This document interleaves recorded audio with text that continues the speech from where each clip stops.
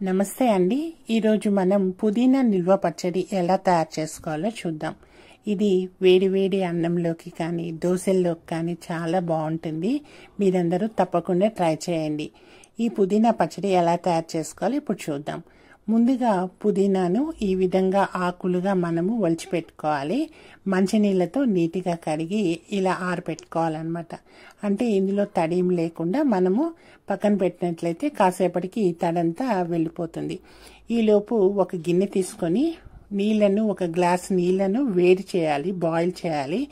అందులో stove off చేసి అందులో ఈ నిమ్మకాయంత చింతపండు వేసి పక్కన పెడదాం. ఇప్పుడు ఒక పాన్ పెట్టుకొని ఒక 2 స్పూన్స్ ఆయిల్ వేసుకొని అందులో 10 నుంచి 15 ఎండుమిరపకాయలని వేయించుకుందాం. ఈ ఎండుమిరపకాయలు కొంచెం వేగిన తర్వాత పక్కన ప్లేట్లో పెట్టేసుకున్న తర్వాత అదే పాన్లో ఒక 2 స్పూన్ల పచ్చిశనగపప్పు, 2 స్పూన్ల మినపప్పు వేసి వేపుకుందాం. సిమ్లో పెట్టుకోండి, బాగా వేగుతాయన్నమాట. సో సిమ్లో పెట్టుకొని వేపిన తర్వాత కాస్త మనకి ఇట్లా నురుగుగా వచ్చింది అన్నప్పుడు మనము 2 స్పూన్ల జీలకర్ర, 2 స్పూన్ల ధనియాలను కూడా వేసి వేపుకోవాలి. ఇవి ముందుగా వేస్తే ఏమవుతుందంటే మాడిపోతాయి అన్నమాట.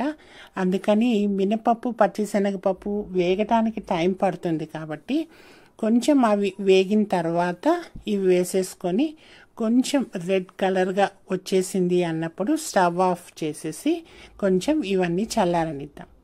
ఓకే అండి. ఇప్పుడు ఏం చేయాలంటే మనం నెక్స్ట్ ఒక బాండిల్ పెట్టుకొని పుదీనాని మనం ఇప్పుడు వేపుకోవాలన్నమాట. దానికోసం నేను పెద్ద సైజ్ బాండిల్ పాన్ తీసుకున్నాను అనమాట. ఇందులో 2-3 స్పూన్స్ ఆయిల్ వేసేసి ఆల్రెడీ మనం పుదీనాని ఆకులను ఆరబెట్టుకున్నాం కదా, ఆకులన్నీ వేసేసి గరిటతో కాసేపు అటు ఇటు అనేసి అలానే ఉంచినట్లయితే సిమ్లో ఒక 10 నిమిషాలకి ఈ ఆకంతా మగ్గిపోతుంది. ఇప్పుడు పాన్కి పై వరకు వచ్చిన ఆకు 10 నిమిషాల్లో మనకి చాలా కిందకి వచ్చేస్తుంది. ఒకసారి చూపిస్తా చూడండి. ఇదిగోండి ఎట్లా మగ్గిపోయి కొంచెమే అయిపోయింది పుదీనా అనేది. ఓకేనా. ఇప్పుడు మనము స్టవ్ ఆఫ్ చేసేద్దాము. అందుకని ఎక్కువ మగ్గాల్సిన అవసరం లేదు, కలర్ ఏం చేంజ్ అవ్వాల్సిన అవసరం లేదు, గ్రీన్గా ఉంటేనే మంచిది. ఓకే అండి. ఇది కూడా చల్లారనిద్దాం. ఇప్పుడు ఒక మిక్సీ జార్ తీసుకొని అందులో ఫస్ట్ మనము ఫ్రై చేసుకున్నాం కదా పచ్చిశనగపప్పు, ఎండుమిరపకాయలు, జీలకర్ర, ధనియాలు అవన్నీ వేసుకొని పచ్చి వెల్లుల్లి రెబ్బల్ని ఒక 10-12 వేసుకొని అలాగే కల్లుప్పు తీసుకోండి. కల్లుప్పు ఎందుకంటే మనకి పచ్చడి అనేది బూజు పట్టకుండా ఉంటుంది, ఎక్కువ రోజులు నిల్వ ఉంటుంది. సో 5-6 స్పూన్ల కల్లుప్పుని మీరు వేసుకోవచ్చు. వేసుకొని ఒక్కసారి మనం మిక్సీ పట్టుకుంటే ఈ విధంగా పొడి అవుతుంది అనమాట.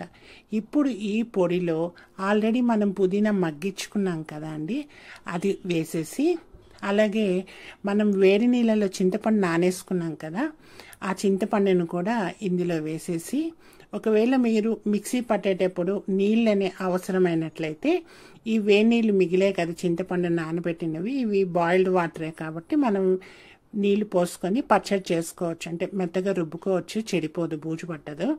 ఓకే అండి. ఒకసారి మిక్సీ పడతాను.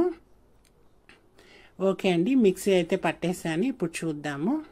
ఇదిగోండి మన పచ్చడి రెడీ అయిపోయింది. ఇప్పుడు దీంట్కి పోపు అనేది పెట్టేస్తే అయిపోతుంది అనమాట. ఇప్పుడు పాన్ పెట్టేసి అందులో నేను ఒక 6-7 స్పూన్ల ఆయిల్ తీసుకున్నాను.